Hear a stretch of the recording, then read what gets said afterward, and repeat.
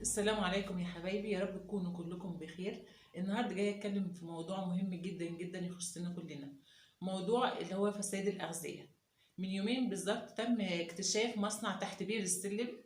للاسف بيصنع ايه؟ بيصنع قهوه ونسكافيه وشاي وبسبوسه ومواد غذائيه كتير مضروبه. معموله بقى من ايه؟ معموله من اسمنت. الحاجات دي بتتباع في قلب كراتين، كانت جايه مخصوص من نفس طباعة الأصلي وعاملينها مضروبة وابتدت تنزل السوق وهم اكتشفوها. وعلى فكرة عايزين نقول إن مش ده بس اللي موجود، لا ده في مصانع كتير. ولو نزلنا الأسواق هنلاقي الأسواق الشعبية بالذات هنلاقي الحاجات دي بتتباع كتير قوي يعني موجودة. هنلاقي الكاتشب المضروب، هنلاقي الصلصة المضروبة، هنلاقي كمية حاجات مهولة. للأسف ما بقاش في ضمير، ومبقاش في ناس عندها رحمة انها ممكن تنقل امراض الناس، زي هتجيب زي سرطان وحاجات في الجسم صعبة جدا. ونرجع نقول الحاجات دي بتيجي منين؟ الناس تشتري الحاجة يعني شايفينها في العلب لكن ما عارفش ايه اللي جواها، مغشوشة بقى باسمنت وكلام من ده. مش بس على فكرة الحاجات ديت، ده انت هتلاقي كمان في ايه؟ في لحوم مصنعة، وفي حاجات بنلاقيها غريبة كده هوت موجودة زي الهمبرجر، نلاقي طعمه غريب. بنجيب السجق نلاقيه طعمه غريب. اللحمة المفرومة دلوقتي بقى بيضربوها ويعملوها ايه؟ بيعملوها من كراتين البيض، بتتحط عليها ألوان وينزلوها والناس تاكلها. فانا جاي النهارده اقول بقى نصيحه لستات البيوت: يا ريت انت تبتدي تعملي كل حاجه في البيت. اول حاجه هتحمي اسرتك، ان انت تضمني ان هم ياكلوا حاجه نظيفه. تاني حاجه ان انت بتوفري على نفسك حاجات كتير، يعني حتى ماديا. انت لو جبتي الحاجه وصنعتيها في البيت هتلاقيها بثمن رخيصه جدا. يعني ممكن انت تعملي همبرجر في البيت. عارفه السجق اللي هو اللي بيتباع بره دوت؟ لو جبتي الهانك بتاع الخروف ممكن تحشيه وتعمليه في البيت. انت ممكن تجيبي اللحمه المفرومه الصحيحه وتعمليها برضو تفرميها في البيت. الحواوشي، كل الحاجات دي اتمنى من كل ام تعملها في البيت وتحاول ان هي تتعلم. مش مشكله، كل حاجه هنتعلمها. يعني انت لو نزلت دلوقتي فتحت اليوتيوب، يعني لو رحت دلوقتي اليوتيوب وفتحت عايزه مثلا تعملي البلوبيف هتلاقيه معمول، عايزه تعملي همبرجر هتلاقيه.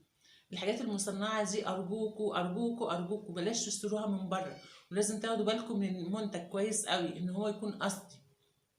ننزلوا الاسواق، بلاش الاسواق اللي هي الحاجات اللي فيها رخيصه قوي قوي نبتدي نشتريها برضو، لا. انا عارفه ان الدنيا غاليه وما اي حد بيلاقي اي حاجه رخيصه بيصدقها، لان دي حرب علينا. اقسم بالله حرب، وعايزين يخلصوا مننا.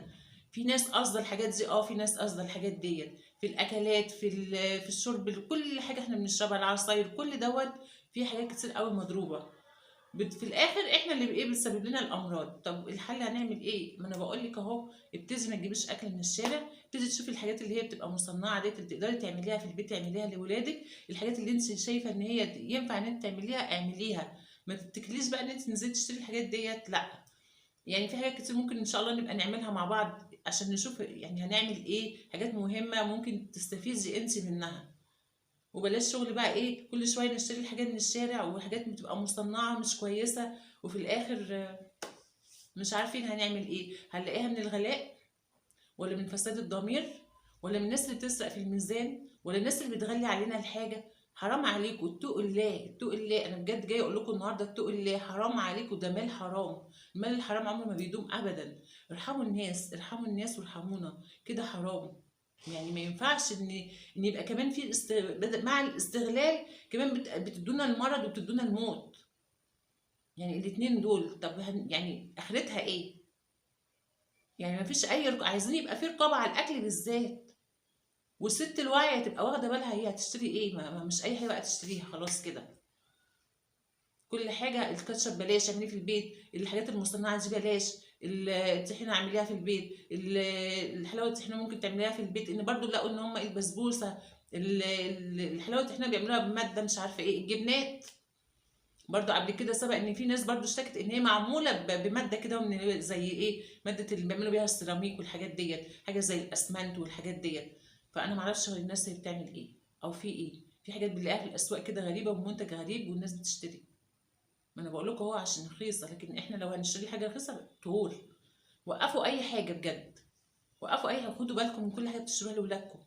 بلاش الدليفري، بلاش الحاجات اللي هي مصنعه، بلاش الحاجات ديت ارجوكوا. يعني حافظوا على سلامتكم وسلامه اولادكم. وربنا يا رب يحرسكم جميعا يا رب ويشفي كل مريض. عشان بجد خلاص احنا بقينا في يعني اصعب زمن. السلام عليكم.